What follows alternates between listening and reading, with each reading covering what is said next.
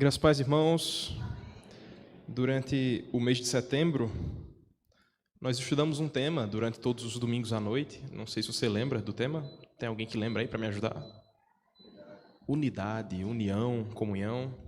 Esse mês, o mês da reforma, o tema não é reforma, é escatologia. A gente vai trabalhar um tema que só o nome já assusta um pouco. Tirem as crianças da sala ou aproveitem que elas já saíram, porque o filme de terror vai começar. Normalmente, Apocalipse, você já tem aquela imagem de Armagedon, guerras, bombas, uma besta que sai das águas, e aquele filme de terror que a gente não sabe nem o que vai acontecer. Se você é tão velho quanto eu, ou um pouco mais do que eu, você lembra de um Deixados para Trás, que tem uma nova versão aí, recente, que parece que as pessoas são arrebatadas e fica só a roupa, e que o piloto do avião é arrebatado, o avião cai, meu Deus, o que é que está acontecendo? A gente vai trabalhar esse tema durante o mês de outubro. E eu vou te dar logo uma dica. A gente vai ter só 4 ou 5 sermões nessa área, não vai esgotar todas as suas dúvidas. Se você quer um curso gratuito, aqui está o Bizu. Você pode ir lá no YouTube, digita assim IP Catolé, anota aí para não esquecer. Digita IP Catolé no seu navegador, no seu YouTube, e vai aparecer a nossa página da igreja. Lá na página da igreja, você vai clicar no botãozinho que tem escrito Playlist. Você clica lá, vai ter pelo menos 40 sermões em Apocalipse, com grandes professores. Tem um que é pequeno, mas o resto é tudo grande. E aí vocês vão poder tirar muitas dúvidas, não todas, mas muitas dúvidas sobre esse tema tão polêmico. Sem mais delongas, vamos voltar para o livro de Apocalipse, o grande livro da revelação, inclusive Apocalipse significa isso, revelação, para que a gente possa ler o primeiro capítulo desse livro tão maravilhoso. Apocalipse, capítulo 1, a gente vai ler do verso 9 até o final do capítulo, verso 20.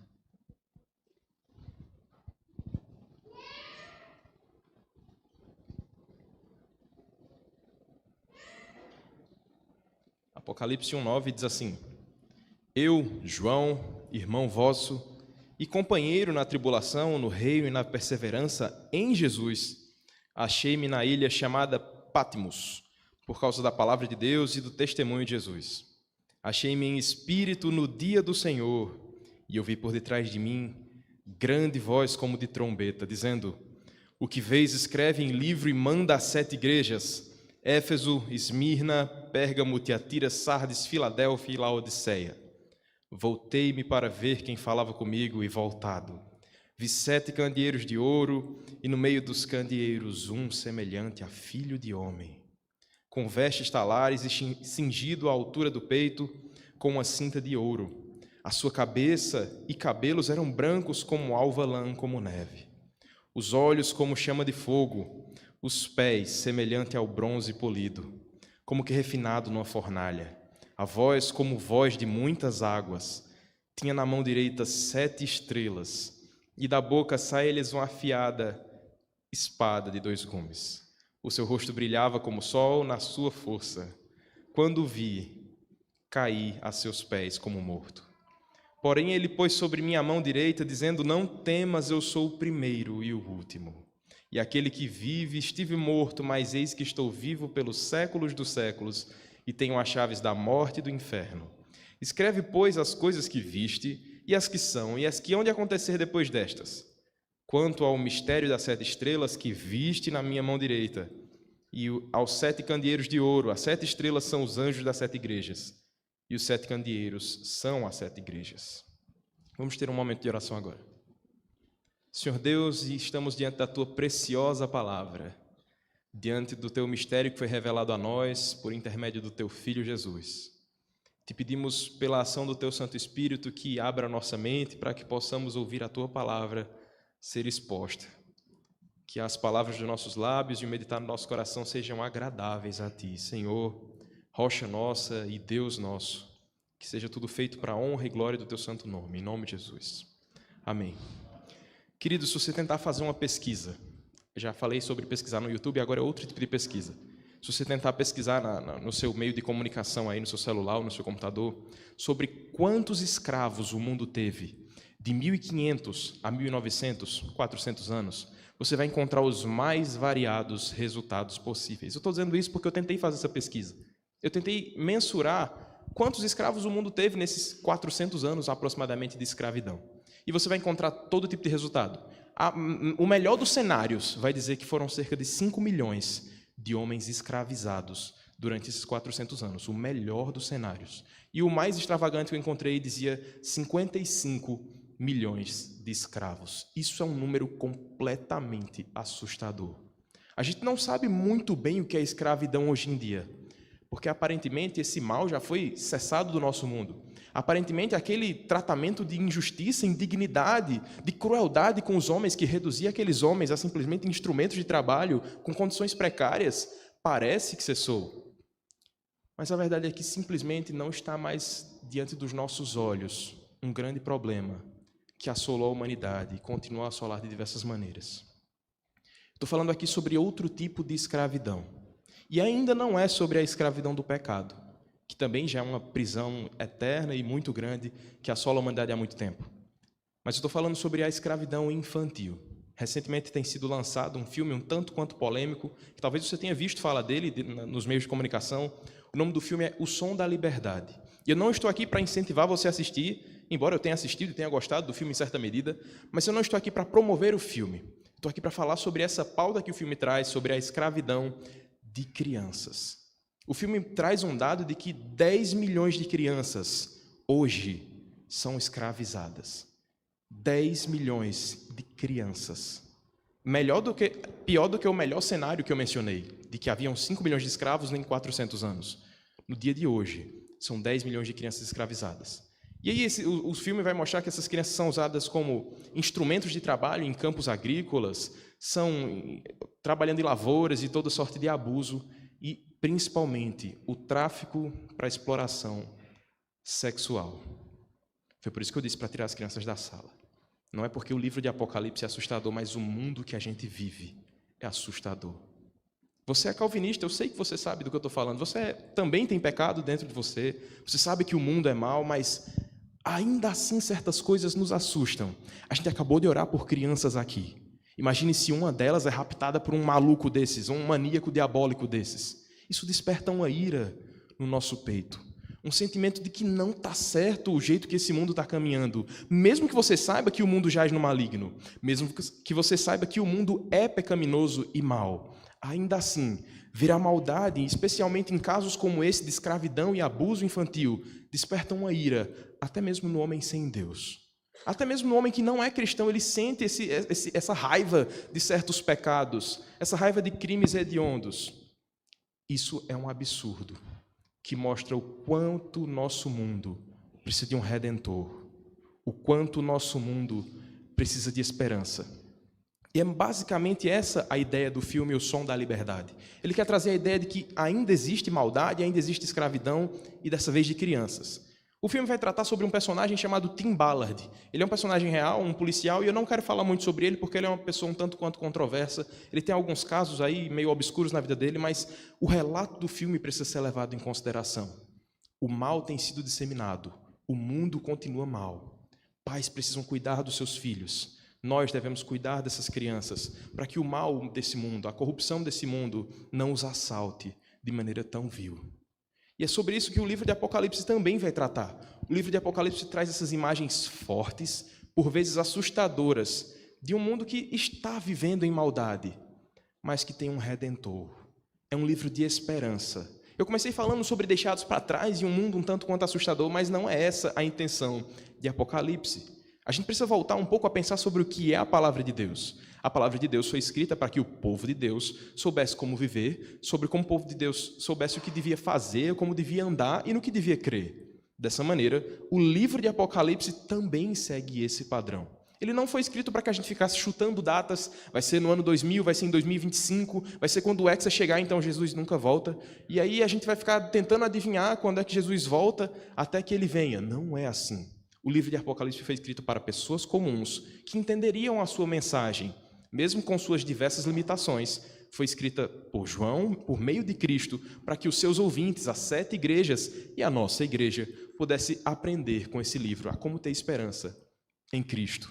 Então, diante desse mundo mau, diante do mundo mau que João estava vivendo, que é o mesmo mundo, a gente tem a mesma esperança que João teve. Se você lembrar do que está acontecendo aqui, e ele mesmo faz questão de dizer, ele está na ilha de Patmos. Ele não foi para lá fazer uma viagem turística. Ele foi exilado na ilha de Patmos. Ele foi jogado lá numa condição pior do que a dos escravos. Os escravos eram forçados a trabalhar e recebiam pelo menos uma mixaria, uma comida para poder sobreviver. João, que havia pastoreado as 7 igrejas, que era um dos apóstolos, que era o apóstolo a quem Jesus amou, foi largado por Domiciano, e não tem a ver com Domício Neto, foi Domiciano que jogou o apóstolo João na ilha de Patmos. Não era um spa, era um cativeiro. Ele estava como um verme lançado ali, diante desse mundo mau. E o texto, essa visão que ele tem, certamente serve para nós. Ele tem uma visão gloriosa do seu Salvador. E essa visão vai servir de base para tudo o que vai acontecer no livro de Apocalipse. E essa visão também serve para nós. Essa visão teve efeito sobre João e também tem efeito sobre a igreja. É sobre isso que nós vamos meditar hoje aqui, os efeitos da visão gloriosa de Cristo sobre as nossas vidas. Eu quero te convidar a ver primeiro nos versos 9 até o verso 16, o primeiro efeito dessa visão, o efeito de contemplar a glória de Cristo. Como eu estou falando demais, eu vou pedir para que vocês leiam esse texto, do verso 9 até o verso 16, para que a gente possa acompanhar o texto. Diz assim: Eu, João,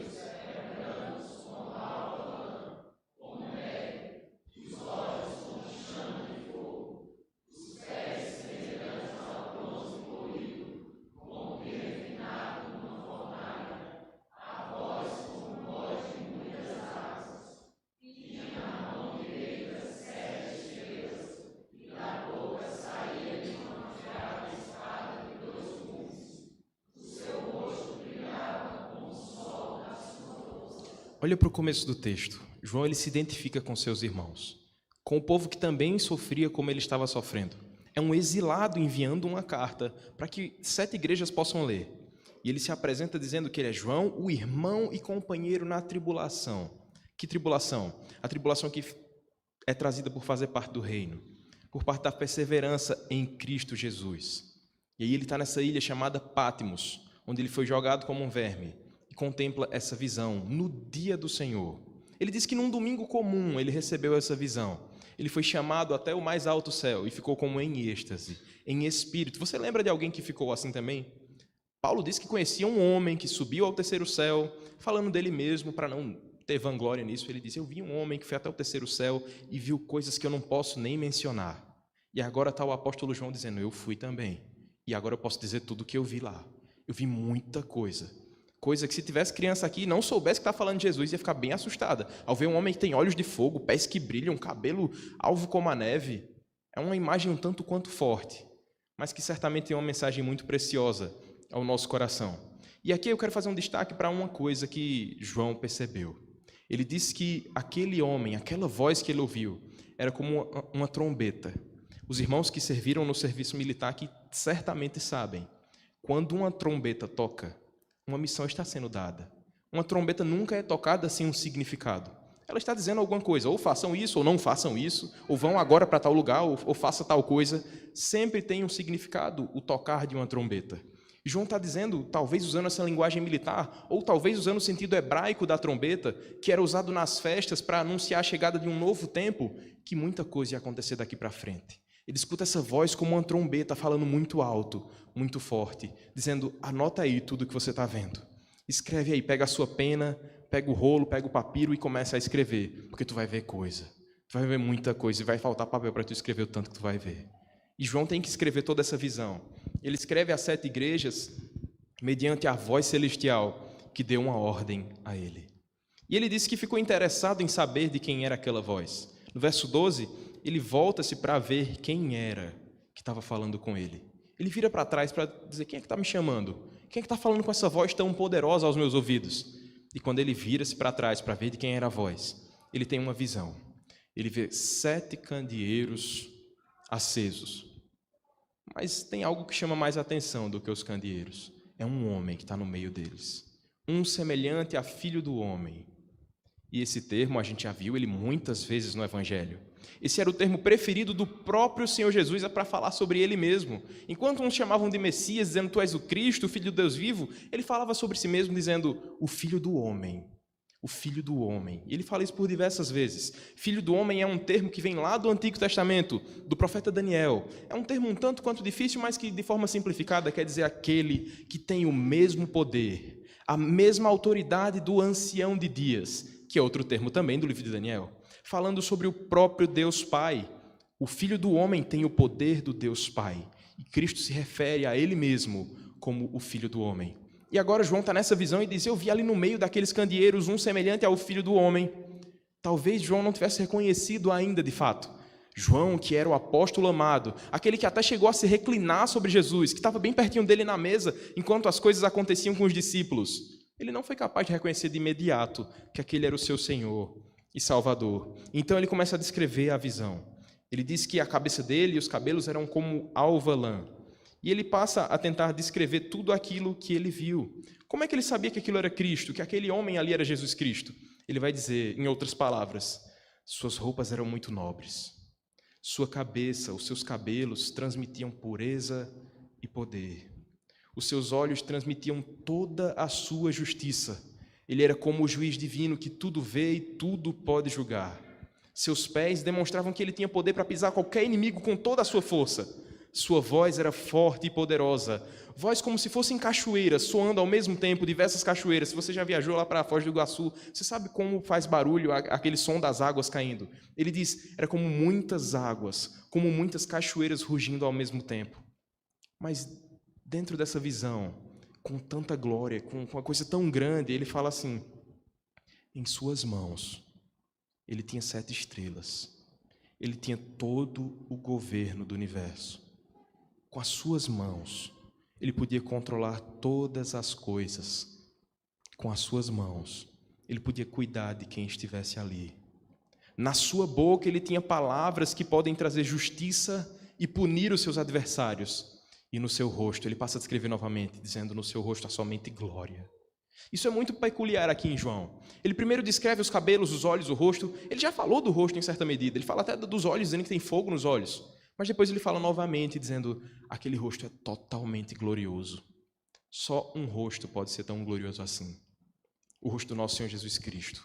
Ele estava diante do seu Salvador, o homem a quem ele tanto amou, o homem por quem ele foi tanto amado. João se encontra novamente com o seu Senhor.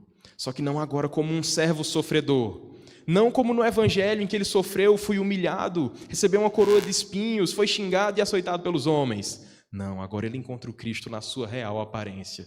Ele encontra o Cristo com toda a sua glória e majestade diante dos seus olhos.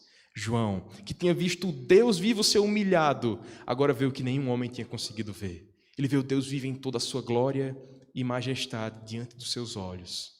Isso é informação demais para caneta e papel. Isso é informação demais para qualquer homem poder descrever. E eu te asseguro, o que está escrito foi o melhor que ele conseguiu escrever, mas ainda é pouco. Ele é muito mais glorioso do que qualquer descrição que a gente possa dar. E João tentou fazer isso para que a gente pudesse entender o que estava acontecendo aqui.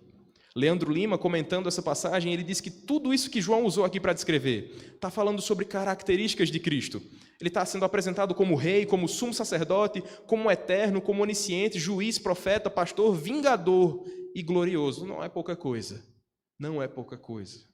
Ele está diante do Deus Supremo, diante do Senhor dos Senhores. E o que é que isso tem a ver comigo?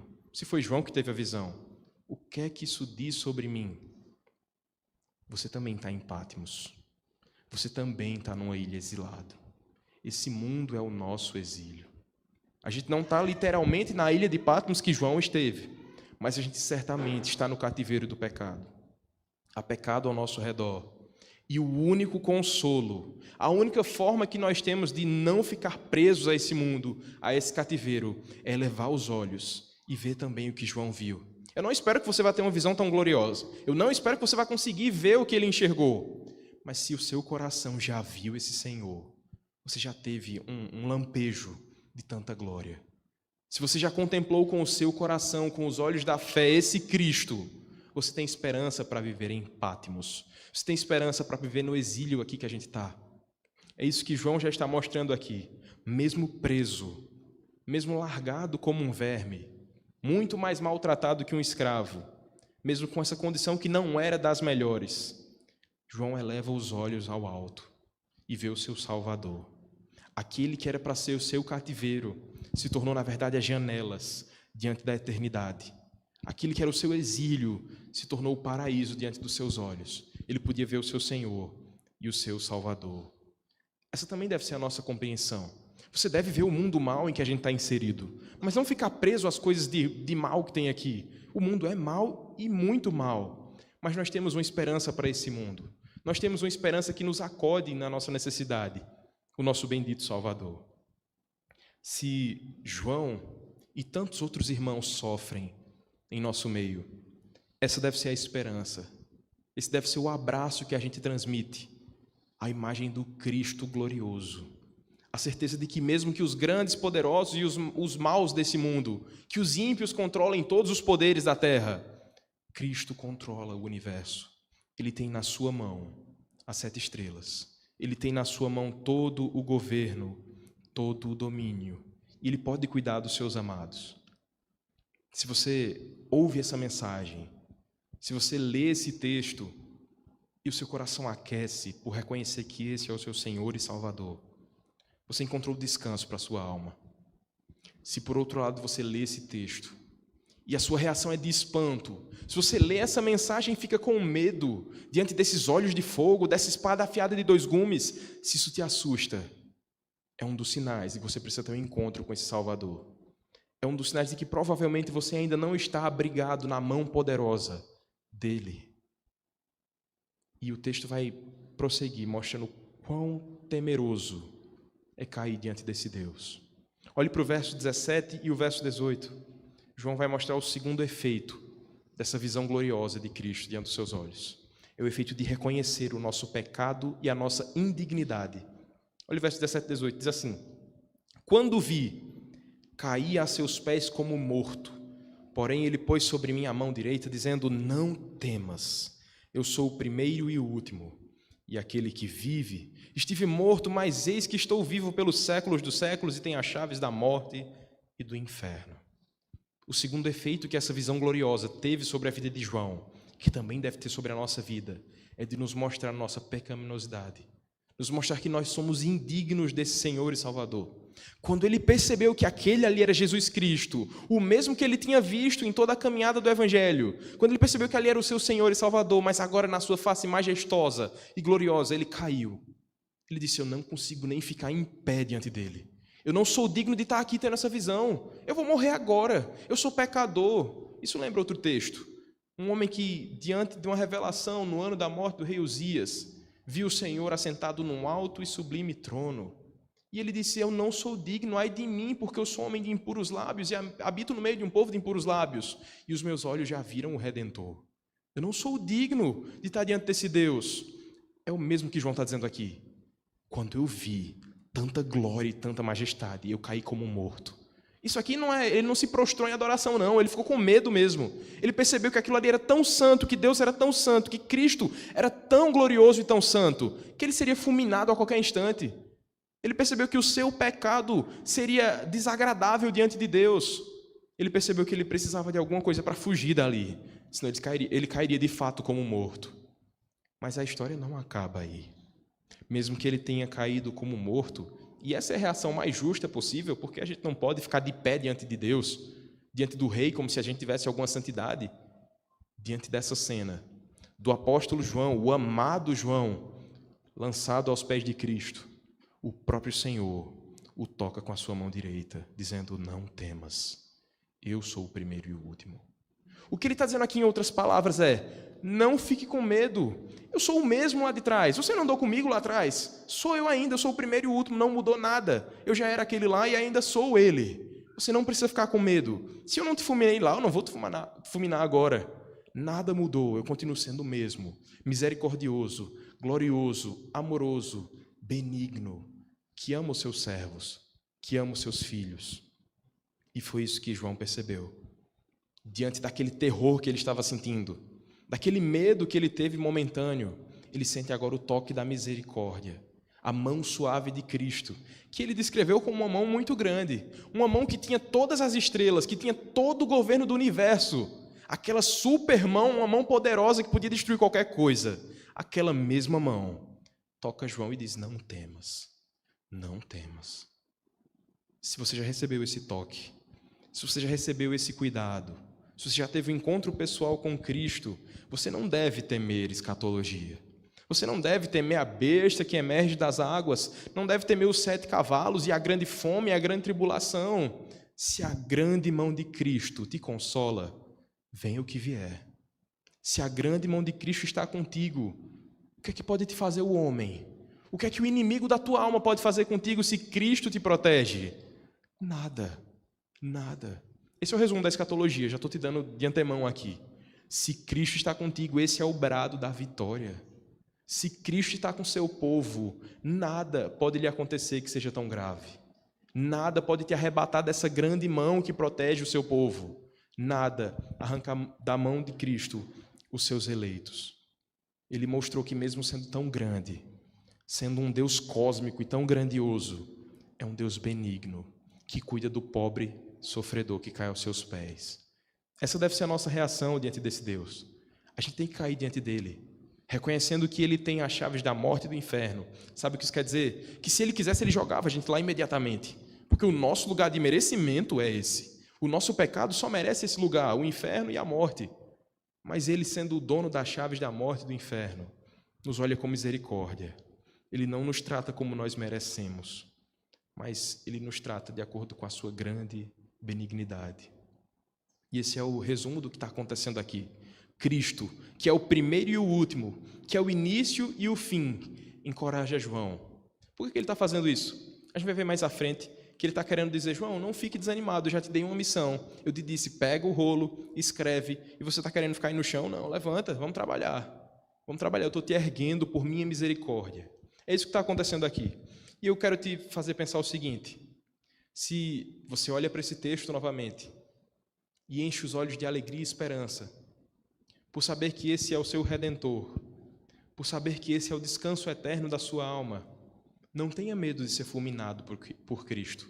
Sim, a gente poderia, mas a gente não vai, porque quando Deus olha para nós, Ele vê a imagem do seu Filho, Ele vê a imagem de Cristo, que na cruz do Calvário pagou o preço pelos seus eleitos.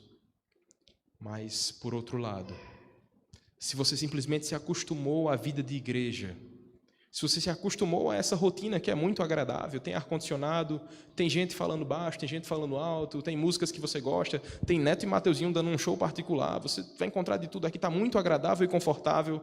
Se você está aqui por isso, você está muito mais parecido com um lobo do que com ovelha.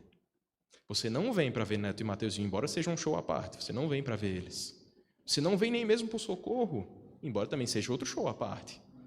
Você vem pelo Cristo da igreja. Você vem para ouvir a palavra de Cristo.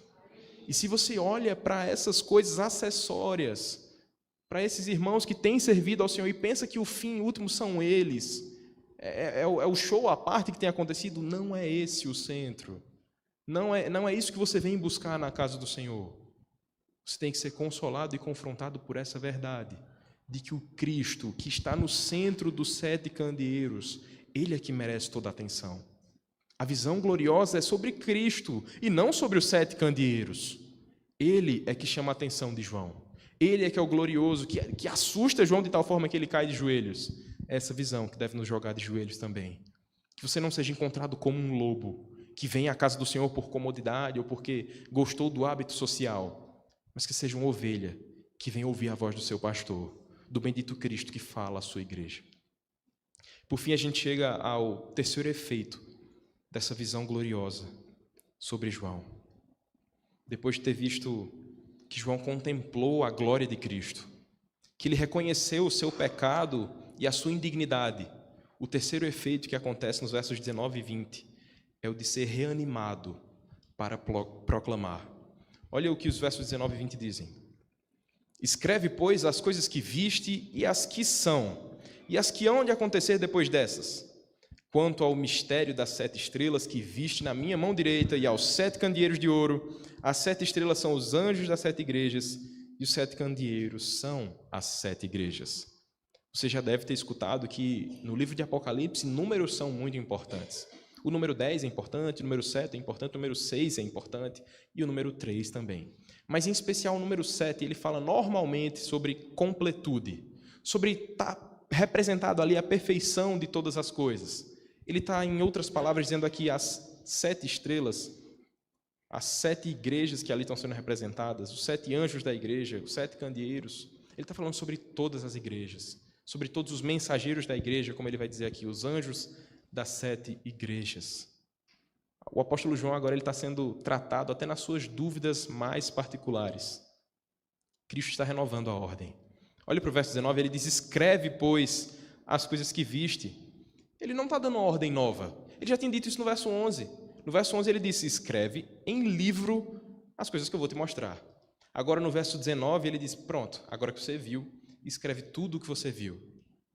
Depois dele passar por esse desânimo, de ser assustado pela grande graça, pela grande glória do Senhor, ele é reanimado. O Senhor o pega pela mão e diz, continua, vamos voltar para trabalhar, já passou muito tempo aqui, agora vamos trabalhar de novo. Você tem uma visão para relatar. Você tem que escrever o livro de Apocalipse que a gente está lendo hoje. E foi isso que aconteceu. Cristo o tomou pela mão para que ele pudesse proclamar essa mensagem. Escreva tudo o que você viu. Escreva toda essa mensagem. E para que ele não ficasse nem com desculpas, dizendo, mas Jesus, é porque eu não entendi direito. O que é que são as 7 estrelas? O que é que são os 7 candeeiros? Eu não posso mandar essa mensagem para o povo se eu não sei o que significa. Antes que ele pergunte, Jesus já diz, quanto o mistério que você está aí no seu coração, essas dúvidas que você tem aí por dentro, as 7 estrelas são os mensageiros. Os 7 candeeiros são as igrejas. Pronto? Mais alguma dúvida? Vá trabalhar. É basicamente o que está acontecendo aqui. João não tem mais tempo de ficar discutindo com suas dúvidas, ou dizendo, mas Senhor, eu não sou digno. Cristo já o tomou pela mão e já disse, vai e escreve, vai e trabalha, faça o que eu te mandei fazer. Isso também está falando com a gente. Você não vai escrever um livro de Apocalipse, eu espero que você não invente de fazer isso. Mas você tem uma missão dada por Deus. E mesmo que você olhe para dentro de você e diga, mas Senhor, eu sou indigno. Por que o Senhor está me mandando para o seminário? Eu nem sei falar, eu não sei fazer nada. Por que o Senhor me manda para lá? Por que o Senhor me manda tocar no louvor? Eu não sei nem fazer notas menores, quanto mais as outras coisas. Por que o Senhor me chamou para essa missão? É tão difícil. O Senhor não aceita as nossas desculpas. Se Ele te botou na missão, se Ele te deu um chamado, se Ele te deu uma missão, Ele vai tirar todas as suas desculpas, você vai aparecer lá, sem nem perceber, você já vai estar fazendo o que Ele mandou. Ele não nos deixa acomodados, dizendo, mas Senhor, eu sou indigno da tua missão. Ele diz, você está dizendo que eu estou errado. Eu te chamei para a missão, eu vou te capacitar para a missão. É isso que está acontecendo aqui com o apóstolo. Ele percebe que Cristo está o reanimando para que ele possa trabalhar. A incapacidade de João não é uma desculpa muito grande para Cristo. Não há desculpa que nós possamos dar que nos livre de servir. Nem Moisés conseguiu. Moisés disse, Senhor, eu não sei falar, eu sou gago. E o Senhor ouvindo, fala mais. Eu vou resolver todos os seus problemas. É o que? Você quer uma pessoa para caminhar com você? Vai ter seu irmão Arão. A gente não tem desculpas para dar diante do nosso Deus. Se Ele chamou, você tem que cumprir. Se Ele te chamou, você tem que obedecer essa mensagem, esse chamado.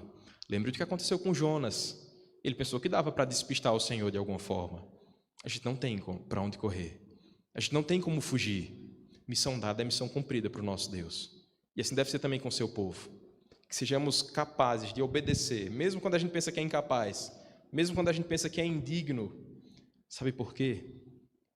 Porque aquele que não precisava ter feito o que fez, fez por você.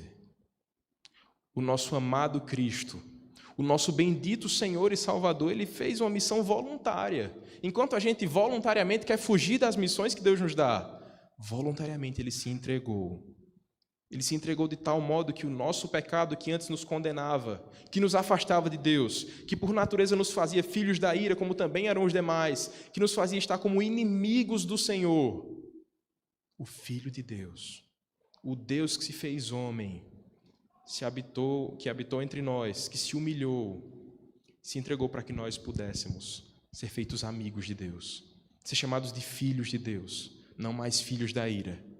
Por causa desse Cristo que está no meio das suas igrejas, por causa desse Cristo que é entronizado entre os 7 candeeiros, por causa desse Cristo que chama mais atenção do que os próprios candeeiros, ou seja, por causa desse Cristo que é mais atraente do que as próprias igrejas, é que nós seguimos. O que eu estou querendo dizer com isso é, se você manter os seus olhos nos candeeiros, aquilo pode até te encantar por um certo tempo. Você pode dizer, nossa, como a igreja do Catolé é organizada, o conselho funciona bem, os membros são todos excelentes, todo mundo é organizado. Mas não deve ser o candeeiro que chama a sua atenção. Se você olhar demais para o candeeiro, você vai acabar percebendo alguma imperfeição. Em algum momento as luzes vão ficar meio oscilantes. Em algum momento o seminarista vai dar uma escorregada, os pastores, os presbíteros. Mas se você olha para o homem que está entre os candeeiros, se você olha para o Cristo que está no meio da sua igreja, você nunca vai encontrar um defeito. Você nunca vai encontrar uma razão para dizer, eu não vou voltar no Catolé. Porque lá no Catolé tem Cristo. Se tem Cristo, você já ouviu hoje aqui, tem tudo. Se você tem Cristo, você não tem do que reclamar. Os homens podem e vão falhar. Não o seu Senhor, não o Cristo. Ele jamais decepcionou um dos que esperam nele. Essa é a visão que João está tendo, lembrando de tudo aquilo que ele passou com o seu Senhor. Lembrando de toda a sua trajetória aos pés desse Cristo. E agora ele o vê glorificado. Diante disso, alguns desafios são feitos a nós aqui também. O primeiro deles é, não tenha medo de enfrentar tribulações. Eu não estou falando aqui como um profeta do caos, mas tempos maus obrigatoriamente chegam. Eles sempre chegam. Por que eu digo isso? Porque João era mais crente do que todos nós aqui. E João passou por isso. Porque tantos e tantos irmãos ao longo de toda a história da igreja, por seguirem ao Senhor Jesus, por servirem ao reino de Deus, foram perseguidos, foram feitos mártires. A gente vive numa aparente brisa de paz, mas esse não é o padrão. O mundo não caminha muito bem de mãos dadas com a igreja. Nunca foi assim. Não espere que você vá viver tempos de paz por muito tempo. Não espere que sua vida vá ser uma calmaria do primeiro ao último momento. E se for, provavelmente você não está parecendo muito com Jesus Cristo assim. Quanto mais a gente parece com Cristo, mais a gente é perseguido. Quanto mais a gente imita ao Senhor, mais o mundo fica incomodado. Porque Cristo é muito diferente do mundo. Então a gente tem que ter isso em mente. Não tenha medo do dia mau. Não tenha medo de passar por diversas provações. No dia mau, na provação, no deserto, na tribulação da sua alma, tenha a mesma visão que João teve. Não no sentido cósmico, que você vai ter uma visão que vai te levar ao céu. Não estou falando disso. Mas contemple Cristo. O Cristo que já se revelou a você, que você tem acesso por meio das Escrituras. Contemple esse Cristo todos os dias, para que quando chegar o dia mau, ele não pareça tão mau assim, porque você já está abrigado nas asas do seu Senhor. O segundo desafio que eu te faço é, quando você se deparar com o tamanho do seu pecado, perceba também o tamanho da graça que há em Cristo. Sabe, sem sombra de dúvidas, nós vamos nos deparar com velhos pecados, com antigos pecados que a gente pensou que já tinha matado, e ele do nada aparece e diz, olha, eu estou aqui de novo para te incomodar, para dizer que você não é digno de estar no púlpito, para dizer que você não é digno de estar louvando, para dizer que você não é digno de estar sentado nas cadeiras da casa do Senhor. Satanás faz isso. Ele quer que você lembre de quem você era e diga, está vendo, você contou da mesma forma. Mas quando isso vier à tona, quando as suas velhas práticas, aquelas que você tem vergonha de contar mesmo, quando isso aparecer de novo em sua vida, não olhe para o tamanho do seu pecado, olhe para o tamanho do perdão que em Cristo nós temos. Olhe para o tamanho do Redentor que pagou um preço altíssimo por nós, do grande Rei das Nações, que tendo todo o domínio na sua mão, tocou o apóstolo João e disse, não temas, eu sou o primeiro e o último. Sim, você tem motivo sem fim para ser condenado, eu tenho motivo sem fim para ser condenado, mas a gente tem um só motivo, só um, que nos assegura que não seremos condenados. E esse único motivo que é o perdão em Cristo, vence todos os motivos de condenação. Não há nada que o diabo possa dizer que Deus não saiba e já tenha dito, tá bom, eu já perdoei em Cristo. Tá bom, meu filho já morreu por esse pecado aí também. Mas, Senhor, é porque André cometeu esse também. E ele sabe. E Cristo já pagou por esse pecado também. Então, quando os seus pecados vierem à tona, lembre da graça que há em Cristo. Por fim, um terceiro desafio que eu te faço é que você viva consciente de que nós estamos nos últimos dias. No hábito de virmos à casa do Senhor, de cantarmos louvores, de seguirmos uma liturgia praticamente padrão todos os domingos, é muito fácil esquecermos que estamos nos últimos dias. É muito fácil deixarmos de lado o Maranata, ora volta, Senhor. É muito fácil você pensar que isso aqui é só mais um domingo e o próximo domingo vai ser igual e o outro domingo vai ser a mesma coisa. Já foi dito aqui hoje pelo pastor, os dias estão mais perto do que o dia em que você veio pela primeira vez à casa do Senhor. O tempo tem passado. Cristo está de fato voltando. E mais do que isso, Ele não somente está voltando, como Ele já está no meio da sua igreja. Isso é uma verdade como uma faca de dois gumes, ela tem dois aspectos. O primeiro é que se Ele já está no meio da sua igreja, todos aqueles que são crentes genuínos, todos aqueles que estão abrigados nele, estão seguros, não há o que temer. Por outro lado, aquele que diz que ama a Cristo com a sua boca e não com o seu coração, deve temer. Porque quando dizemos o rei está voltando, parece que ele está bem longe, 2.500 quilômetros, está vindo num burrinho, em marcha lenta. Essa é uma mensagem, essa frase é escatológica. Ele virá para consumar todas as coisas, mas em certo sentido, ele já está aqui. Ele já está no meio do seu povo. Isso significa que não há nada que eu ou você façamos que ele não esteja vendo, que ele não saiba. Não há nada que possamos ocultar dos seus olhos, que são como fogo, da sua voz, que é poderosa como voz de muitas águas. Tudo ele ouve, tudo ele vê. Dessa maneira, só temos uma reação. Ou você vive como um cidadão do reino, sabendo que o rei já está aqui, ou é melhor você sair pelas portas, em busca de outro reino, que deixe você viver da forma que você quiser. No reino de Cristo, é Ele que está no centro. No reino de Cristo, não são os candeeiros que têm autoridade, mas o que é semelhante ao Filho do Homem. Ele é que tem autoridade total. Ele é que é glorioso.